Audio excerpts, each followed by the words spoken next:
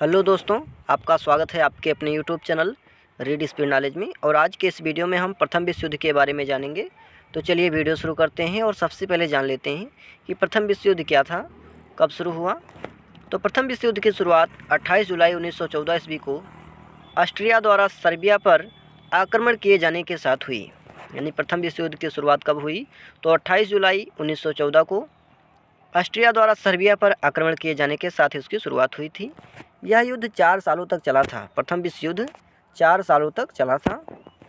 इसमें 37 देशों ने भाग लिया था। यानी प्रथम विश्व युद्ध में कितने देशों ने भाग लिया? तो 37 देशों ने भाग लिया था। प्रथम विश्व युद्ध में संपूर्ण विश्व 2 खेमों में बट गया था। कितने खेमों में? तो 2 खेमों में बट गया था। पहला मित्र राष्ट्र, दूसरा धुरी राष्ट्र।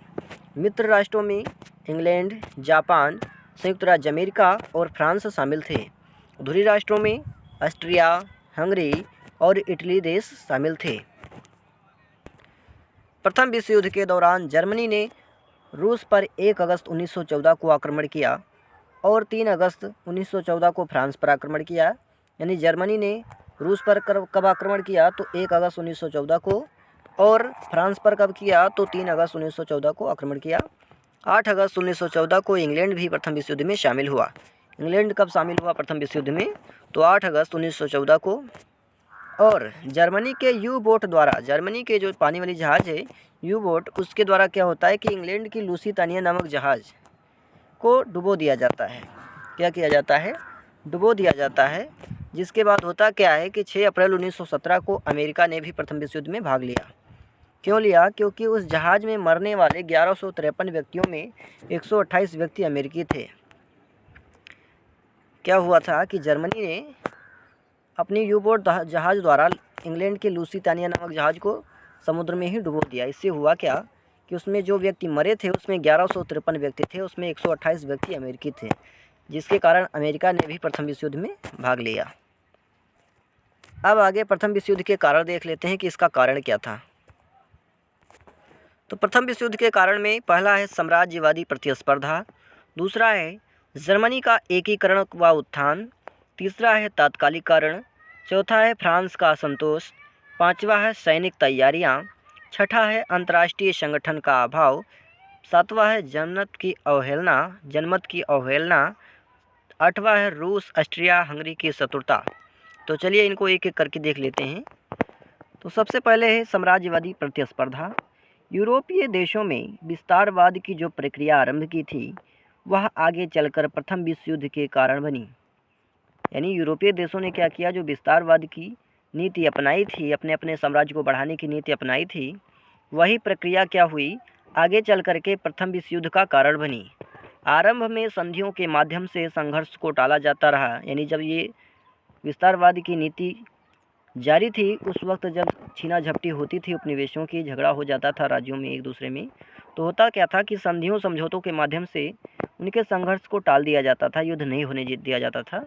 किंतु 20वीं शताब्दी की स्थितियों में जो बदलाव आया उसे टाला न जा सका।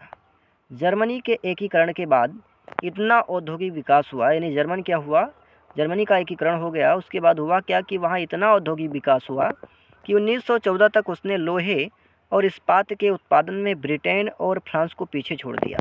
यानी 20वीं सदी के बाद जब इसका जर्मनी का एकीकरण होता है उस वक्त होता क्या है कि यहाँ पर औद्योगिक विकास इतना अधिक होता है कि इसने लोहे और इस्पात के उत्पादन में ब्रिटेन और फ्रांस को भी पीछे छोड़ दिया।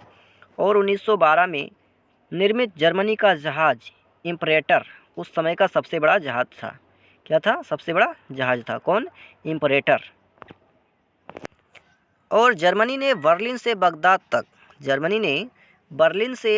तक रेलवे लाइन बिछा करके उस्मानिया यानी तुर्की की अर्थव्यवस्था पर नियंत्रण करना चाहा।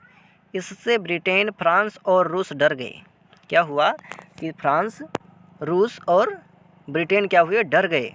इसी प्रकार अन्य साम्राज्यवादी देशों जैसे जापान, इटली, ऑस्ट्रिया आदि के हितों के आपसी टकराव और प्रतिस्पर्धा के कारण प्रथम विश्व युद्ध अनिवार्य हो गया। चलिए अब इसका अगला कारण देखते हैं। अगला कारण है जर्मनी का एकीकरण व उत्थान। जर्मनी का एकीकरण व उत्थान।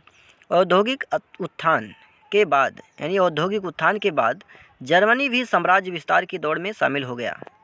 यानी जब उसका विकास हो गया जर्मनी का, तो वो भी क्या हुआ कि अब साम्राज्य विस्तार की दौड़ में शामिल हो गया कि अब हमको भी अपने साम्राज्य को बढ़ाना है।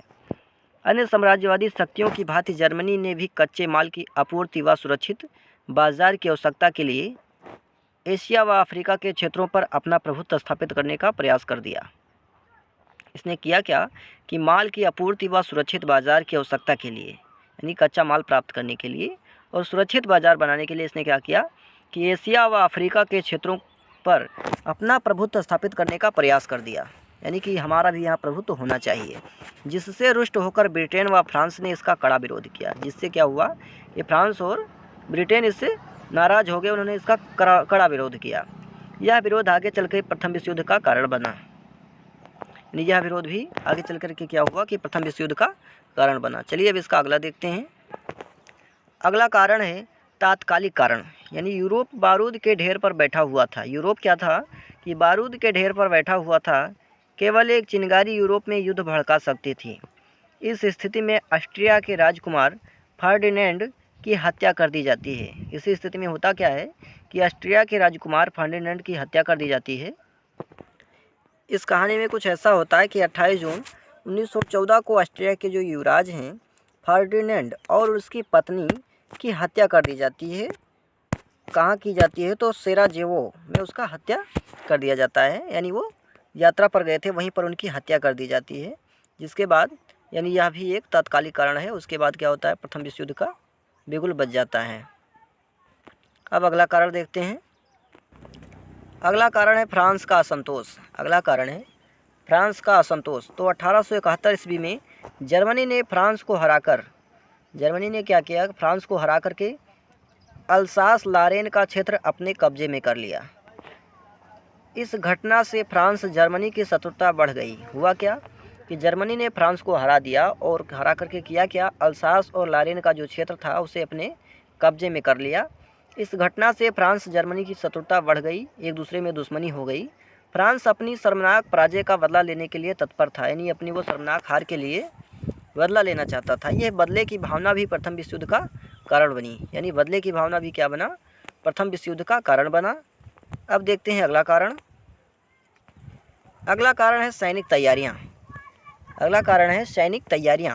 आपसी वैमनस्य एवं प्रतिस्पर्धा के कारण शक्ति संपन्न राष्ट्र एक दूसरे से भयभीत होकर सैनिक तैयारियों में जुट गए। साथ ही आपस में सैनिक संधियां भी करने लगे। यानी हुआ क्या कि आपसी वैमनस्य, एक दूसरे से वैमनस्य के कारण क्या हुआ, प्रतिस्पर्धा के कारण शक्ति संपन्न राष्ट्र एक दूसरे से जलने लगे। यानी भयभीत हो गए कि ये ऐसा कर रहा है, वो ऐसा कर रहा है, यानी ये शक्तियाँ जुटा रहा है, सैनिक तैयारियाँ कर रहा है, तो ये हो सकता है हम पर आक्रमण करेगा, यानी हमको भी करना चाहिए। और क्या हुआ, आपस में सैनिक संधियाँ भी करने लगे कि कभी यदि हमारा दूसरे से युद्ध हो तो आप हमारी सहायता करना। ऐसा करके एक दूसरे राज्य से वो मिलने लगे। अतः सैनिक तैयारियों ने भी प्रथम विश्व युद्ध में आग में घी डालने का कार्य किया। आग में घी डालने का कार्य किया। अगला कारण देखते हैं। अगला कारण है अंतर्राष्ट्रीय संगठन का अभाव। यूरोपीय राष्ट्र जब युद्ध के लिए तैयार थीं तो ऐसी परिस्थिति में युद्ध से यदि उन्हें कोई रोक सकता था तो वह केवल एक ऐसी संस्था हो सकती थी जो उन देशों के बीच मध्यस्थ कराकर उनके झगड़ों को शांतिपूर्वक निपटारा करा सके। इस प्रकार राष्ट्रों ने अनुभव करना आरंभ कर दिया था कि अंतर्राष्ट्रीय संगठन की स्थापना की जाए जो निष्पक्ष रूप से उनकी झगड़ों को समाप्त कर दे। इसी उद्देश्य से रूस के जार ने हेग में 1898 में एक अंतर्राष्ट्रीय सम्मेलन का आयोजन किया, जिससे जनता को बड़ी आशा थी।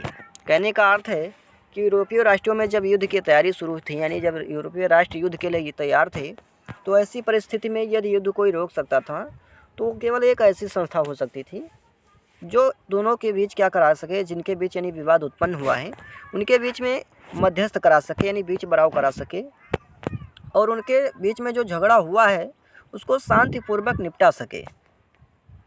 इस प्रकार राष्ट्रों को क्या हुआ, इसका अनुभव हुआ कि किसी ऐसी अंतर्राष्ट्रीय संस्था की स्थापना करनी चाहिए जो उनके झगड़ों को निष्पक्ष रूप से समाप्त कर सके। इसी उद्देश्य से उन्होंने क्या किया, रूस के जो जार थे उन्होंने हेग में 1898 में एक अंतर्राष्ट्रीय सम्मेलन का आयोजन किया, जिससे जनता को बड़ी आशा थी कि शायद ये कुछ करेगा।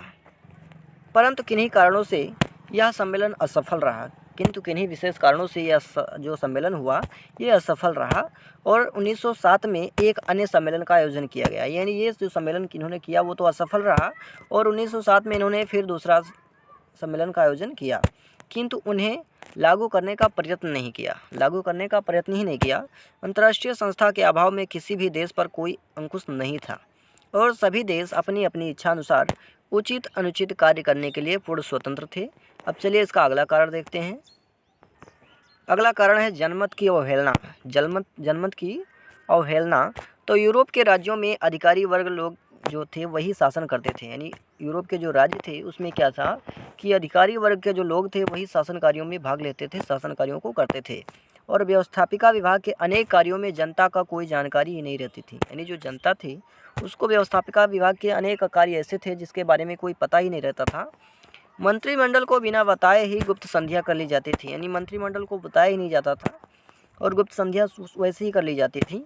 जनवरी 1906 में इंग्लैंड के सर एडवर्ड ग्रे ने फ्रांस के साथ बातचीत की जो कि गुप्त रही, जिसका पता संसद को भी 1912 तक ना लग सका। सम्राट व विदेश मंत्री ही संधियाँ कर लिया करते थे,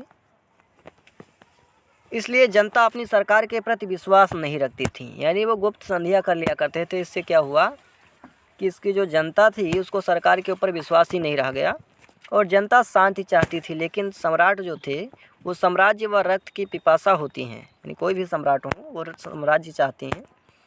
इससे हुआ क्या कि जनमत के विचारों के विरोध से भी युद्ध की जो आशंका थी समाप्त न हो सकी। इस कारण युद्ध होना अनिवार्य हो गया। अब चलिए इसका अगला कारण देखते हैं। अगला कारण है रूस ऑस्ट्रिया हंगरी की शत्रुता। रूस ऑस्ट्रिया हंगरी की शत्रुता। तो ऑस्ट्रिया तथा हंगरी के शासक सर्बिया से जलते थे। यानी ऑस्ट्रिया तथा हंगरी के जो शासक थे सर्बिया से जलते थे। उनका विचार था कि उनके साम्राज्य में बसने वालों को सर्बिया भड़काता है। यानी इनका क्या विचार था कि इनके साम्राज्य में जो भी लोग बसते हैं उनको क्या करता है, सर्बिया भड़का देता है तथा विद्रोह की भावना पैदा करता है। इस कारण भी प्रथम विश्व युद्ध अनिवार्य हो गया। अब इसके परिणाम देख लेते हैं कि प्रथम विश्व युद्ध के परिणाम क्या हुए।